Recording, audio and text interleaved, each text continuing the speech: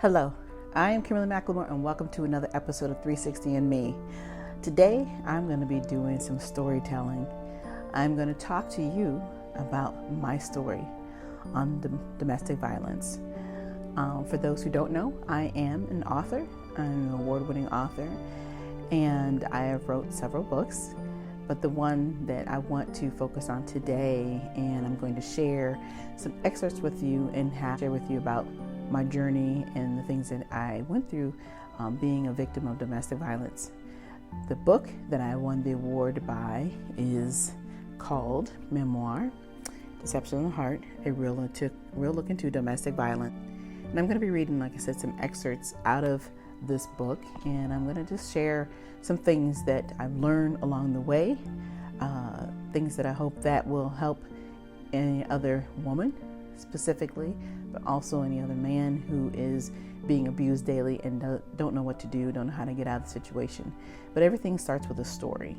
But the one thing I want you guys to all understand is that we do know domestic violence is nothing new. It's the unfortunate part. It happens consistently. Every 9 seconds a woman is being abused.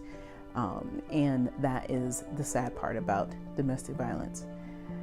But I'm going to just, like I said, talk to you about my particular story. And as we know, the month of October is Domestic Violence Awareness Month. And so I thought it would be very appropriate to share more of my story if you have not seen or read the book itself. And hopefully, like I said, that I'm capable of being able to help somebody else who's going through currently or has been a victim of domestic violence. The one thing I want you to all understand, though, after even reading excerpts of this book and coming to the end of it and any advice that I give, the key thing you have to realize is that you need to stop calling yourself a victim. That's the most important thing I want you to get out of my stories, is that you are no longer a victim. You are a hero. You have made it. For those who have not made it and they're still struggling with this, we're here. We are your voices of reason. And we want you to have that same voice of reason. That's important, because the one thing you need to realize is that if you're not happy now and you're worried about your kids, you think that that's the only reason why you're staying. It's not a good reason to stay, because at the end of the day, if you are not physically here, you will not be able to take care of anybody. You will not be able to have the life that you deserve. So, again, I'm going to read some excerpts from my book. And for those who are, like I said, currently going through this or have gone through this, and you have questions for me, you're more than welcome to send me an email. You can DM me on this video. Information will be below so that you know how to reach me and find me. But here we go. So I know everybody wants to understand, well, how did you get with this man? What is the purpose? What made you to stay? That's always the number one question that I get. What made you stay? The funny part about it, people, I didn't stay for him. I stayed because I owned my own home. This was my place of residency. And you know what? It was time for him to get out. It was time for me to move on. It was time for me to realize my worth. And a lot of times when people hear that you have been abused, they always assume that the woman has to take the brunt of everything. You know, they always assume that the woman is responsible for every little thing that goes on during the time that they are being victimized. It's not the truth. And you can't always so easily just tell a person what they should be doing. The biggest thing you have to do is you have to support that victim, because we're not in our right minds. When we certainly think about the person that we thought we loved and we cared about, and if you have children, all of that is a factor. Your friends, your family, all of this is a factor. All of this is a part of the decision, because as victims, we actually believe we're protecting you by not saying anything and by not moving forward and by staying sometimes in the situation. But remember, every situation is different. So don't criticize, but learn. Now I'm going to tell you my story.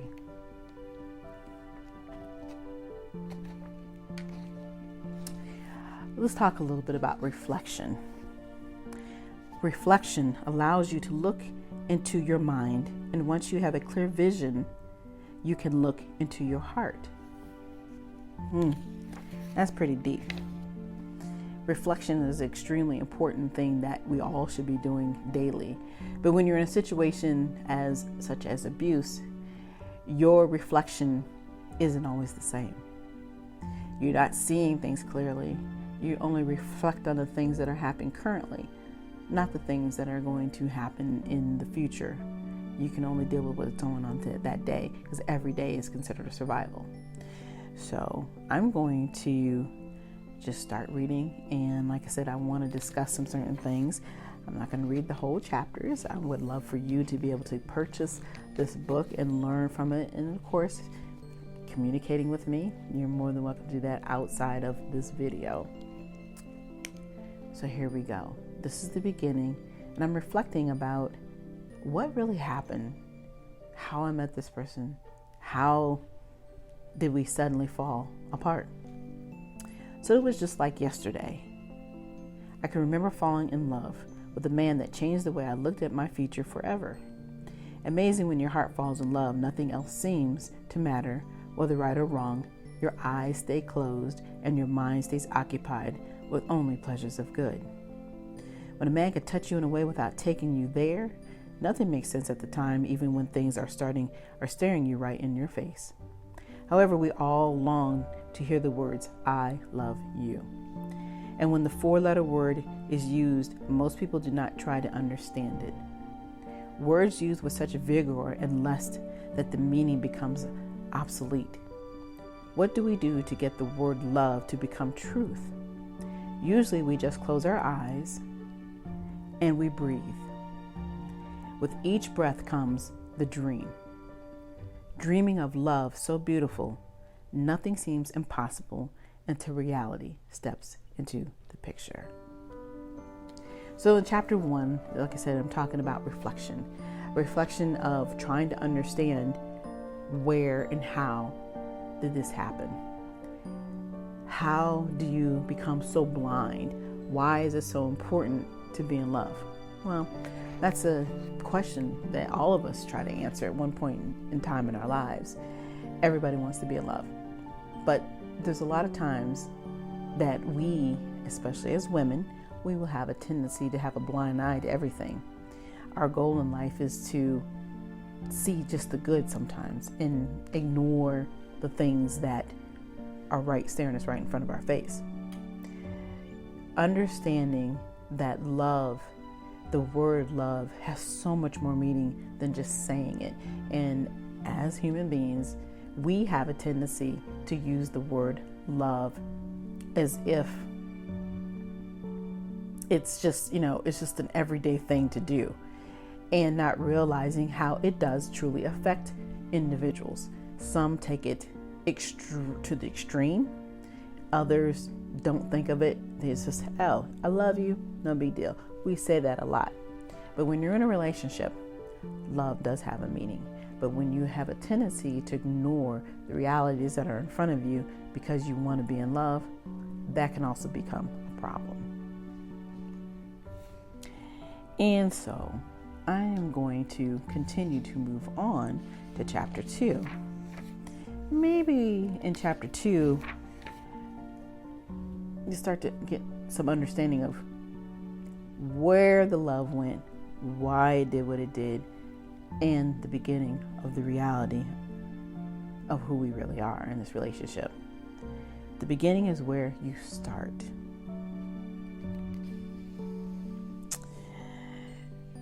So I think I'm going to try to read a little further in this chapter just so you can kind of get an understanding. I might skip around a little bit because I really want you to understand how this beginning is and the relationship that I had that I thought was clear as night and day, but then all of a sudden it took a twist, it took a turn. So more than 4 years ago, a man came to the door with an innocent smile on his face to greet the new woman of his dreams.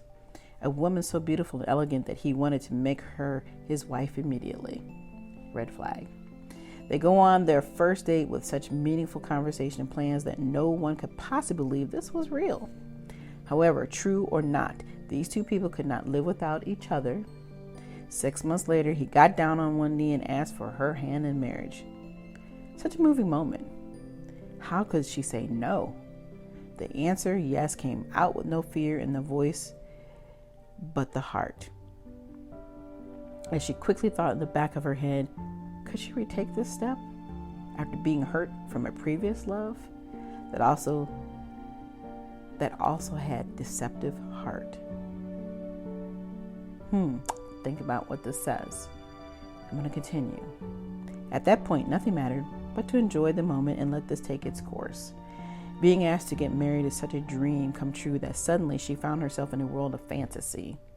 Knowing you will have a man that will love you forever, a family of your own, and most of all, a commitment that is acceptable in God's eyes, your father's eyes, and your mother's heart. Just in those 2 paragraphs, there was a lot of meaning, but there was also a very quick red flag.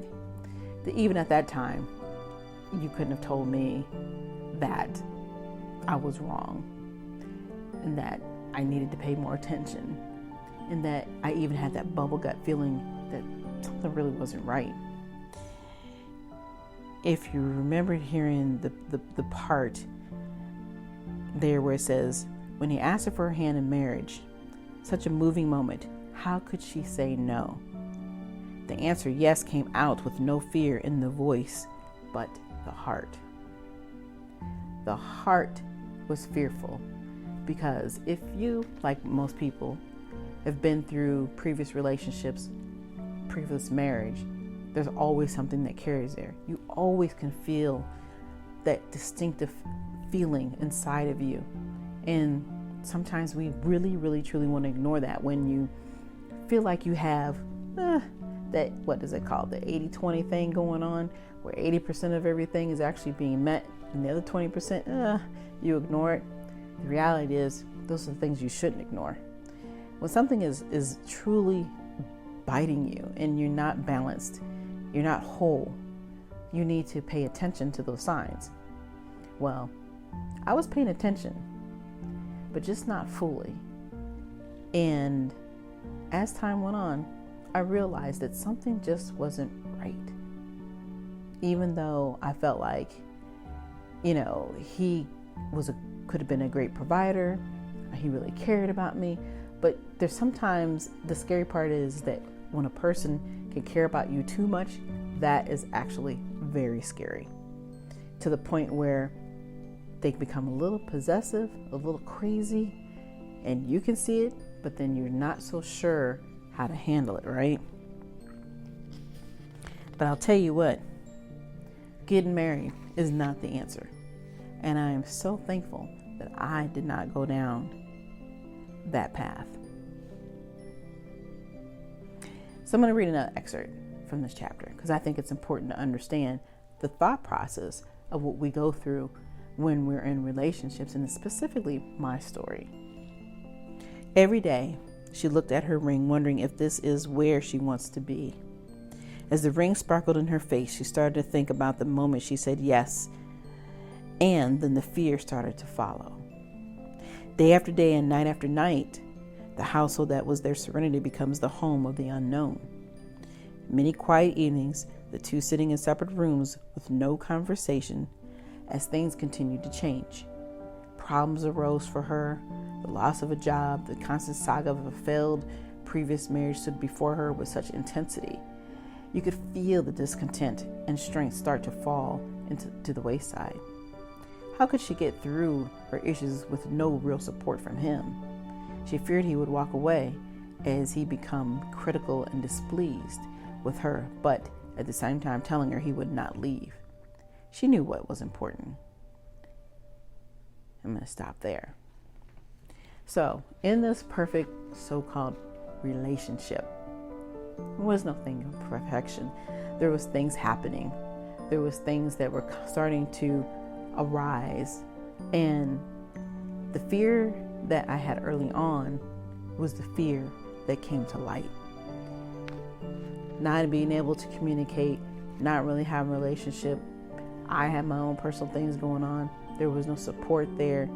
The only support that was there is the fact that, hey, I'm in a house, I'm taking care of everything, and that's all that mattered was his feelings. And being displeased was a way that he would show me that by being displeased, he would just not be involved in any way. The communication was completely starting to go to the wayside. And then other things started to show. Other things that no individual should ever have to deal with, no matter what your circumstances are. So we're going to continue on, and I want to talk about chapter 3.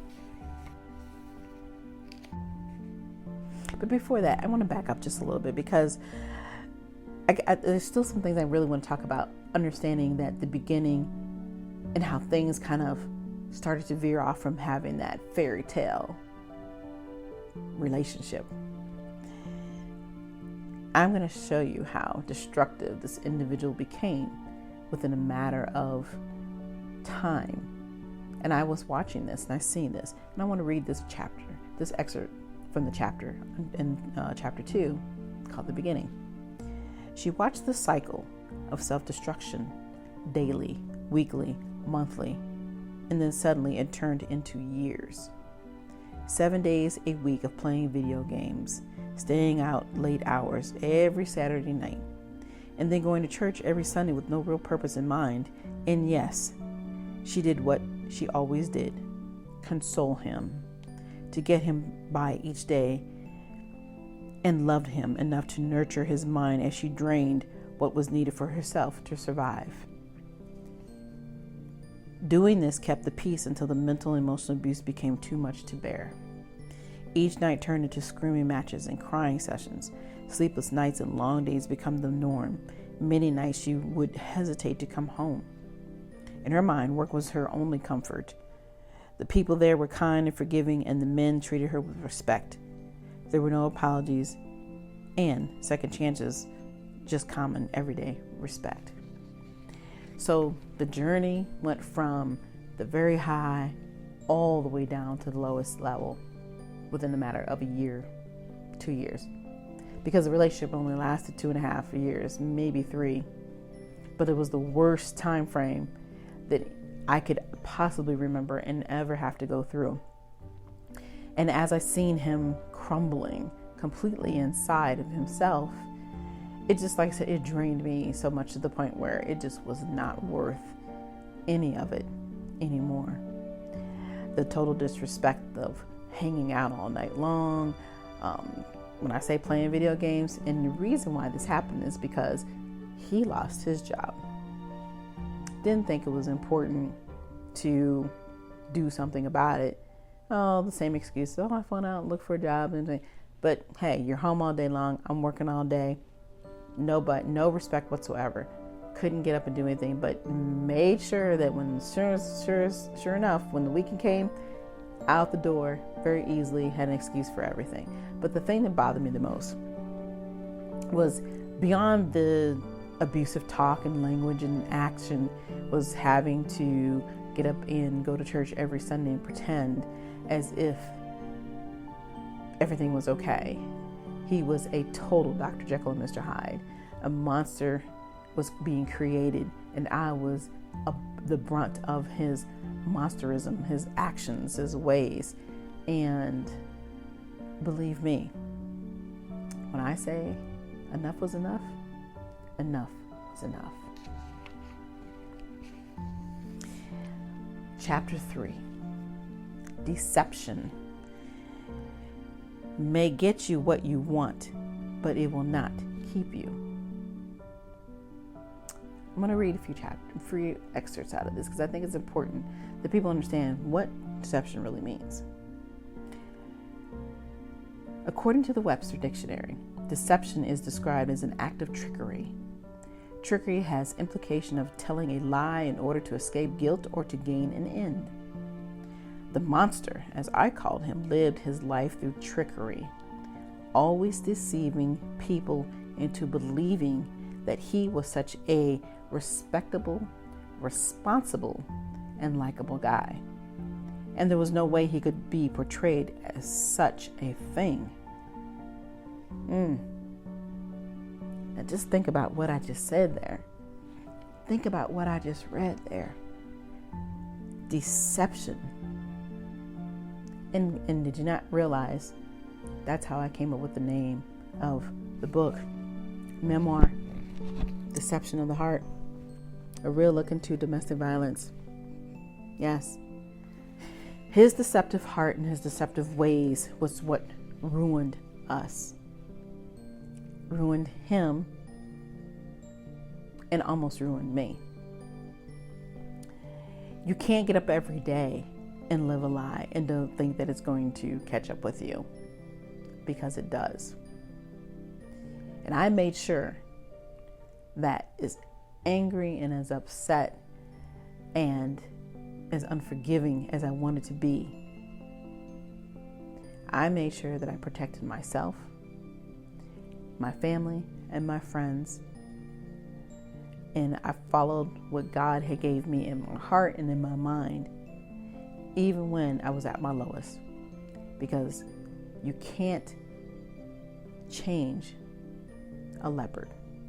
You can't change somebody with spots and think that, hey, if you pull those spots off, they're going to be the person that you want them to be. The biggest thing that I had to remember was that these signs were there, and I had to learn to act appropriately for my safety. So I'm going to read another. I just got to do this. Got to read another excerpt. See, living a lie was his deception. Can you imagine every day of your life being with a man of deception? This was what I endured for several years. The monster would always describe his life as rough, not being able to trust anyone, when the truth was, he was the only one who could not be trusted. You ever find a person who constantly complains about what everybody does? It's everybody else's fault, but not yours. Kind of weird, huh? Well, this is what a deceptive person does. And that monster was above and beyond deceptive, never happy about anything, always had something to whine about. Even, like I said, the job thing, that just blew my mind. It's like, how do you suddenly just lose a job? You suddenly can't pay for your bills. You suddenly can't take care of your responsibilities. And then, of course, it's everybody else's fault. And I'll give you a good example. Let me tell you this little quick story before we move on to the next chapter. How is it that you go into a job and, they give you an opportunity to be the man that you want to be. But then you have the audacity to tell those individuals that, you know what, I don't need to be here. I don't like how you're talking to me. I don't want to do this. This was this attitude thing, this deceptive, arrogant attitude that he would carry. The world owed him. He owed nothing. And that is where the failure of him being a man was. But he honestly believed it was my responsibility to uphold everything. See, and a lot of times as women, we have the tendency of wanting to overly nurture our partners. But one thing I've learned, you can't change people. They are who they are. They have to be willing to do the work to change themselves. And the other thing that I've learned is that when a person shows you who they are, believe it. Stop changing yourself to appease to somebody else's scenarios, to somebody else's ways, because that's not love, ladies. That's deception. That's not taking you for who you are. Love shouldn't hurt. Remember this, because I'm going to talk about it again. Okay? And I think I'm going to move on. Chapter 4. Ugh. The monster. If you notice, the whole time I've been talking about this individual, I won't give them the power. I won't use their name because they're not worthy of using their name. Okay? Always realize your worthiness, your power, and your power is you. You don't have to sit down and feel like it's your fault. Because at the end of the day, yeah, you may have seen some signs. You may have realized that some things just weren't right. But when you have a coward around and a person who's corruptive and deceptive all the time, it's hard to outsmart that individual. It really is. You have to definitely dig deep. You have to pay attention to the signs that God has given you, and you have to follow God's lead to get back to being you. So I'm going to read to you chapter 4, The Monster. A monster shows his cowardly ways because they must feel imperious. Daily the monster would wake next to me with a smile on his face, but with the mind of a wicked heart. Day in and day out, the monster could not live normally, as the world was to blame for all that had gone wrong in his life. The painted fear he would lay on people's minds and their hearts were devastating. A man from simple beginnings became a man of hate. As he held onto the hate and discontentment, he pushed away the ones who loved him the most. By walking with his head down and his fists clutched, his anger would show through the pain of others. Think about what I just read. By walking with his head down and his fists clutched, his anger would show through the pain of others. That is because everything that he did, he would put on to somebody else. Can you imagine getting up every single day of your life and trying to figure out how to kill somebody? I mean, think about this for a minute. Every single day, the discontentment, the hate, the rage of wanting to hurt somebody so bad because you can't have it your way. Wow. Eye-opening, scary, disgusting, disrespectful in every way. But these are the things that I had to deal with in that relationship. See, abuse isn't always just about the hand. Yeah, it's a big part of it because it got there. But abuse truly does start with how you treat somebody, the tone in your voice, that communication, the conversation, what you say, how you say it. We don't even realize that we are truly abusive to each other in many ways every single day of our lives. When we get angry with somebody, we all have a tendency to want to cuss them out and call them names, and because we're hurt. We're hurt at that moment. We're disgusted at that moment. But it doesn't necessarily mean that it's right. It's about truly engaging in yourself and understanding that being abused is such a bigger piece. It's more about power and control. It's truly about them always being first, not caring about you at all. So I'm going to talk a little bit more about this monster in chapter 4. I really do want to read one more, and I'm looking at it saying, there's so much good information. I'm trying to decide which one of these paragraphs I want to read in the chapter. It almost makes me want to read the whole chapter because it's so good. But I'm going to read one portion about the monster. After everything I had gone through, remember I was talking about the fact how as a person who's been abused, you go through this fact of blaming yourself and everything that happens. And then, of course, a person who is a coward and who wants to be in control, he had to have all the control. And when he realized that I was catching on to his little game and the things that he was doing, the lies about the job, also he knew I was done. We had tried all types of things in order to be able to move forward in this relationship. Even as going as far as having to get counseling, which was a total waste of time. We didn't even last a week in counseling because of his arrogancy, and it's everybody else's fault. But the first day that I was hit was what changed my life forever.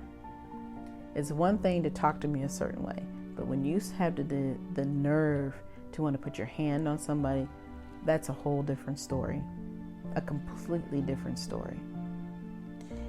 And like I said before, domestic violence isn't anything new, but we all have a story that we have to tell. And so after being hit, everything just went 10 times worse, because at that point he knew I was done. I was already done, and that was the reason why it escalated. He couldn't accept being alone. He couldn't accept responsibility, and it was my fault. I had to take care of him. I couldn't leave him at his lowest point in his life, right? Didn't have a job, didn't have this thing. He did not want those responsibility. It was all up to me. Well, that's not how this works. And that's not how anybody should be treated. So with all the craziness of him abusing me, hitting me that one time, I absolutely was like, that's it. We would no longer be in a relationship. But he haunted me down every day after that incident.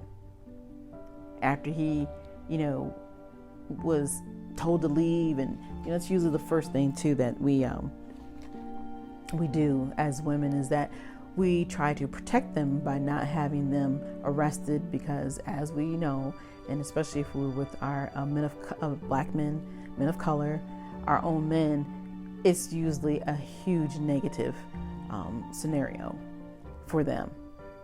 Once you're in the system and you're a part of the system, it's hard to get out of that system. So we as women, to protect our men, will say, nope, just let him go. I don't want him to come back. That's all we think that we have to do, and that's really not true. Because guess what, ladies? They come back. At one point or another, they're going to find you. I was stalked. He found me every opportunity he could, because he was so angry that I didn't want him anymore, that he said, you know what, I'm going to make her life miserable, a living hell, was the goal. And I knew that. I knew it was coming. I knew the harder that I wanted to defend myself and stand up for myself, the longer I would have to deal with this craziness that he would put me through. But there's one piece I wanted to read that I just, I got to share this. I just got to share this again. This is from chapter 4, The Monster. Every day I would ask myself, was this all a dream? And when can I wake up? Everything seemed so surreal. I actually felt like my life was a television movie. But no, it was very real. When I look at a black bald man, I run away, as I vowed to never be with a man that looked like the monster. I remember one day sitting in my car at work looking across the street and noticed a man that resembled the monster. My heart started to race and I got angry within. My first thought was, how and when did this man get out and get a job on a military base? I had to focus. I could feel my heart racing and myself losing complete control. I wanted to walk across that street and knock the hell out of a man I didn't even know. Sad, I know, but this is what my life had become when the man I once loved changed me into a woman scorned but not into an angry Black woman. As the pain of my daily hell creeps in and out of my life, I do not become bitter, but uncertain to what my future is going to look like. I fight these demons in my head because a monster is always lurking around the corner to remind me that it is not over. So, like I said, when you are going through this process of separating, letting go, and you finally realize that nobody has to deal with this, you are worth so much more, that's when the fight really comes in. That's when the real pain starts to show. That's when you have to build and rebuild yourself back up consistently, because it's not going to be easy when a person, like I said, is as desperate as he was, who will continue fight you, whether he's in that home or outside that home, and stalk you down so he can have it his way. That was what I was dealing with. The threats, the constant threats. Oh, I'm going to kill you, and hiring people to try to do these things. I mean, it was incredible to think that somebody could call themselves truly caring and loving you could do such a thing. But it happens every day. We read these stories every day. But you have to be a fighter. You have to be willing to get up and do for you. That's when you hit that point where you know that, like I said, enough is enough. I'm telling you, you're going to know it. You're going to feel it. You just, everything about you just changes in an instant. And believe me, they know it too. Chapter 5. Anger is a natural part of who we are, but it can destroy everything you are. Anger is a part of who we are. We would not be normal if we did not experience anger. But have you ever felt anger so strong that it leads you into an unnatural thoughts? For several years, the anger portrayed to me left me with thoughts I never could have imagined. The monster showed so much anger towards me that I hated him so much I wished he disappeared in the worst ways. When he would put his hands on me or looked at me with those wicked, deceiving eyes, my heart would just drop into my stomach. The fear would build within me, but then my strength would dominate me. When the monster would speak, I would listen, and my thoughts would describe how I was going to escape from this house of hell. I assured myself each day that I would not last forever, and I would make my move soon. So, as humiliating as all of this was, like I said, it's okay to be angry, but at the same time, you have to protect yourself. Protection can mean so many different things for so many different people, because like I said, domestic abuse is not the same, and nobody's story is the same. And I think the most important part for me was strategy. And, I had to strategize everything in my thought process. I could not let him even know what I was thinking. During the time that we were together, that anger just would build and build, because I knew what was going to happen. I knew it was all coming to a head. So when he hit me, that all just brought back everything that I had encountered in my thought process of how my life was going to become if I had stayed there and had stayed in that environment of such hate and discontent with the individual I knew did not care about me anymore. It wasn't about him caring. He never really cared, and if he had cared, he lost all that very quickly because he was never told no. You ever meet a person that never has been told no, and that you were going to continue to deal with their nonsense and silliness and childishness? Well, I was that person who would not put up with the nonsense. And that, like I said, we all have responsibilities, and that if we're going to be in a relationship, and you have to all stand up on your 2 feet, and you have to do things the right way. But like I said, for him, it was a tough thing. And that's how those monsters, that monster just kept coming and going and coming and going. He was like a Dr. Jekyll, Mr. Hyde. I mean, how do you have a conversation 1 second, then 2 seconds later, I don't even know who's sitting in front of me? Literally. It got to that point That is not the type of relationship that you should be in or ever want to be a part of. Always remember that. Stop feeding the monster with excuses and sitting there and allowing yourself to boil over in silence. It's not worth it. Remember, you are your own hero. Period. You are the person who deserves more. You're worthy. Reliving the wounds is in chapter 6.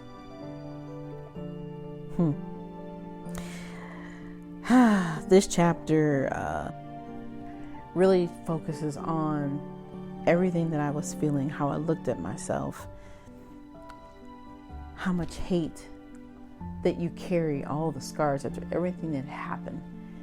It's hard, but you can't constantly relive those wounds. You have to be able to move on. You have to know your worthiness. You have to realize living in hate is not going to be the right thing. You have to forgive and not forget, but forgive. And not for him, it's for yourself. So I'm sitting here looking at this chapter thinking, I want to read to you. I'm going to read this portion. My afterthoughts are always, how will I know when I look at a man and not think of him as being deceitful? Man plays a role, and I follow like a lost sheep in the night, thinking he will be the next one, the perfect one for me. But he is no different from what I thought I had, but wearing different skin. Is this truly the way I want to look at each man? No, not really, but my spirit, my heart has been shattered. And each day I'm picking up the pieces, trying to make sense of it all, pretending to be all right when really in the back of my mind, everything is driving me crazy. I find myself pushing away from what is or might be real or normal. People say things to you to make you feel good about yourself, and I often wonder if I'm really as beautiful, intelligent, and savvy as what is seen, or can they see the inside of my head and wonder to themselves, she is beyond help. Can they see the true pain in my face and my voice? Do they hear those extra voices? Not sure. But the revealing part is, I am still here, fighting the good fight. The justice that was promised to me by God is working daily in my life, but I sometimes struggle to get there. Reliving the pain is something everyone goes through as tragedy strikes within their life. However, no one should ever have to be the victim of someone else's hand because of their insecurities.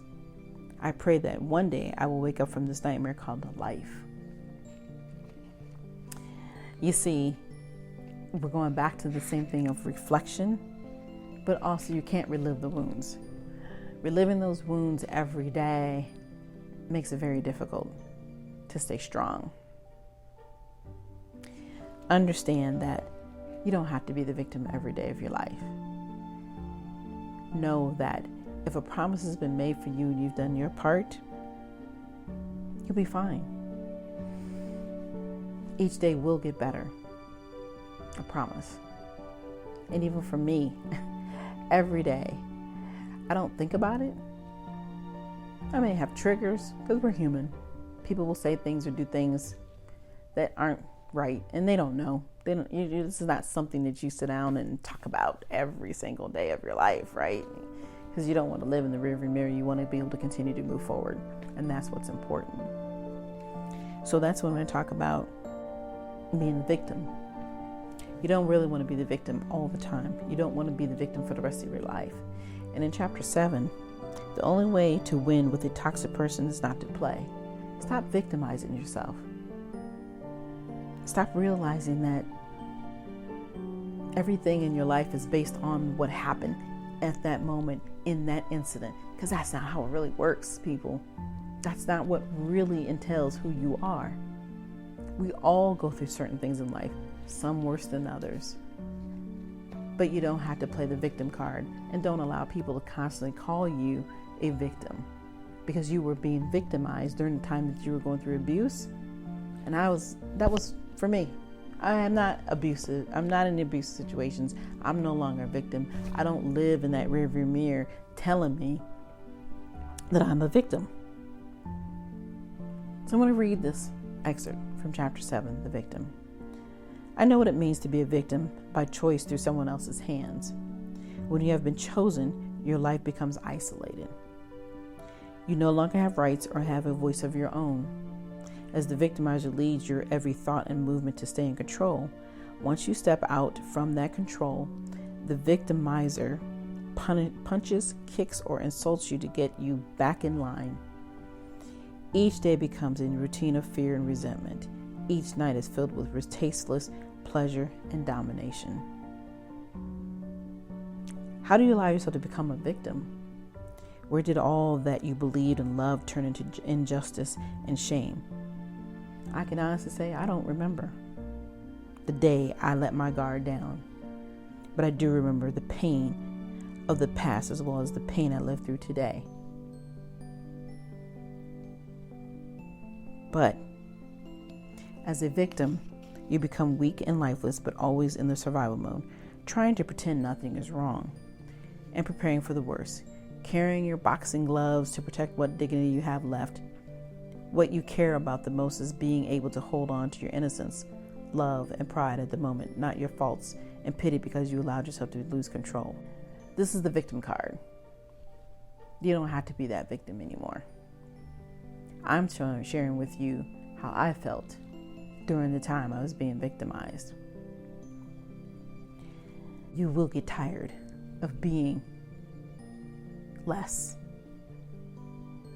And I was that person who thought that, wow, what happened? So strong, so willing. How could I let this happen to me? Woof. I'd be like, man, is this really how my story is going to end? No, not at all. In chapter 8 is where I focus on the journey of healing. Each day, healing is a challenge. Some days are better than others. Some days you do not want to breathe. You're tired of life and remembering or reliving the pain. Every day you ask yourself, how do you overcome something as hurtful and unacceptable as domestic violence? The reality is, there is no right or wrong answer, but the process or the journey can be revealing. The healing for me has been to tell my story and write about my pain. Being able to help another woman and understand they had the power to live and have purpose. Realizing that one person does not determine your worth. Consciously, you know these things are true, but subconsciously is where you can fail. The wickedness of the devil whispering in your ear, reminding you that your life is useless, can make you suffer many days, months, and years if you have nothing or no one to comfort and protect you. You need to understand that the journey of healing is going to always be a day-to-day process. But that comfort that you need to have, it comes from God. It comes from within, knowing that you are okay, knowing that your life doesn't have to be this way. You can't keep living, like I said, in the rearview mirror. You can't keep wondering why it happened. It did. It's done. You have so much more to live for. You have family, you have friends, you have acquaintances, you have children, you have yourself. That's worth every single day of picking up and restarting your journey consistently and making sure that you live a life of happiness, because that's what you deserve. It is so important to understand your worthiness.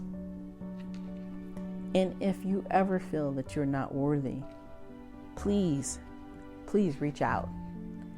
I want to tell you how to look in that mirror, and I'm going to show you what it's going to take to realize who you really are. When you have fear and you do need someone to truly talk to, you have all these organizations within your community, inside and outside of your community, and nationally. Domestic violence has its own hotline that you can sit down and talk to somebody daily. if necessary. There are definitely organizations within your state. I'm here in the state of Virginia. Their laws are very different in every county. But the key is that the big thing that I've learned in this process of being a domestic abuse survivor, which is what I will be stabled as in the system, because your name is there forever. Once you get the police involved, your name is there forever, and that's okay. But the key thing to have the happiness that you want to have is that you have to do your part. Ladies and gentlemen, if there is somebody that is abusing you, the fear that you have at that moment shouldn't last forever. Yeah, it's fearful. They put you through some things that no individual should ever have to deal with. But in order for you to have the freedom that you need to have, you have to do your part. If you're willing to step up and you need to make sure that this person, you go to court, you allow your advocates to be there for you, because there are many advocates out there, but you won't know that unless you get yourself involved the right way. Utilize the legal system. That's what it's there for. And like I said, there's plenty of information about domestic violence that you can research. But if you need immediate help, please call your local domestic violence shelters and make sure that you have the hotline ready and available for yourself, because that's important. In my book, I have a lot of information in chapter 9 on domestic violence statistics. And like I said, the information that is truly helpful, that will give you some insight. Some of the statistics are a little bit older, because when I wrote this book, it was back in I put it out in 2017, but I wrote it 6 years prior. So some of the information has changed a little bit. But when it comes down to the understanding of what domestic violence is about, and when it comes down to emotional, psychological, and verbal abuse, what that means, economic abuse, domestic violence in specific populations, all that information is the same. That part's never going to go away. So there's a lot of good things that you can learn about. Like I said, each state has different laws. You need to know those laws. You need to understand what that means for you. There are still some states where the victim has no power, but the victimizer does. You need to understand why that happens and know how to move forward with that. That's important. And I will make sure that you will get to see for the hotline number that you can have nationally. And like I said, if you're local, if you need somebody to talk to, please reach out to me. I will make sure that you get to the appropriate people here in the local community. In chapter 10, I talk a little bit about healing and the new beginning, and how every day is a fresh start. You know, we never know what our journey is going to be like. A lot of people ask me, how has it been to date? Are you in relationships and all that good stuff? No, not in relationships. Yes, I do try to date. It's different for me. I see things that I'd never seen before, and I probably would have never entailed ever in my life. And so when I decide that I want to be in a relationship or I want to date, I look for things because I pay attention to those triggers. I pay attention to the red flags, as we call them. And for anybody, whether you've been in an abusive situation or not, you should always pay attention to what's in front of you. If you feel like something isn't right, don't move forward with it. Stay to your heart. Always pay attention to what's in your heart. The balancing. If your mind, body, and soul aren't balanced, but you can feel it, you know something isn't right, don't move forward with it. Let it go. At that point, like I said earlier, love should not hurt. And if you are hurting, it's time to walk away before you get down to that path where it can be devastating for you. And like I said, there are many women who didn't have a voice. I am their voice. You are their voice. We are their voices. For those women who didn't make it past being abused, they're not here to talk to us today. They're not here to tell us their stories. But you have an opportunity to to do something that's right for you. Being in an abusive situation doesn't have to mean forever. Trying to do what's been done to you, don't do that either. That doesn't help. And like I said earlier, for those who are there as a support system, support with your heart and your love, not with your criticism, because that doesn't help anybody who's been victimized. All you do is allow us to relive what we are trying to walk away from or have walked away from. So I just wanted to give you some pieces and opportunity to hear my story. Some of the things I'm talking about, you're not going to find in the book. And I did that for a reason, because I really wanted to have some opportunity to talk to you about what it means to be a true victim and how it plagues on you in your life. But it doesn't have to be permanent. But like I said, if you are in a domestic abuse situation, please take the time to call the National Hotline. If you're afraid to call the National Hotline, reach out to somebody that you can trust, somebody that will truly help you get through and guide you through this process, because you need to be in safety. And again, I pray that nobody ever has to go through what I went through. Being abused is a horrible, horrible thing. And I know when you look at me, you don't see that. But yeah, I was that victim. But like I said, become your own hero. And for women, become your own shero. Know that your voice is powerful. Know that you are worthy. And that nobody should ever, ever, ever put their hands on you. And vice versa. Don't you ever put your hands on somebody else. Because I'm telling you, it's a price that you will have to pay for life. It's a horrible thing. And just in general, as human beings, we need to be kinder to each other. We need to talk to each other with more dignity and pride and love. And know that the anger that you're carrying, stop taking it out on people. Realize that that anger has got nothing to do with them. It's all about you. If you want to change your ways, you want to have a better life, you want to do better in everything, it's up to you. It's not up to the person that you're with. It's not what it means to be a partner. It's not what it means to be in love and be in relationships. Be prepared. Stop putting the pressure on those that you care and love for. It's one thing to be together and want to go in the same direction, but you have to have two heads are better than one. You have to have that same thought process. It can't be, well, you're going to give it to me all and the rest of it doesn't matter. Doesn't work that way. Like I said, do for you, be a better person. And like I said, if you are in an abusive situation, please reach out to the Domestic Violence Hotline. But I hope that my story helps you realize that you can be more than what you think that you are or who you are. And know that you don't have to be the victim forever. And don't allow people to continue to call you a survivor, because you're above and beyond surviving. You're thriving.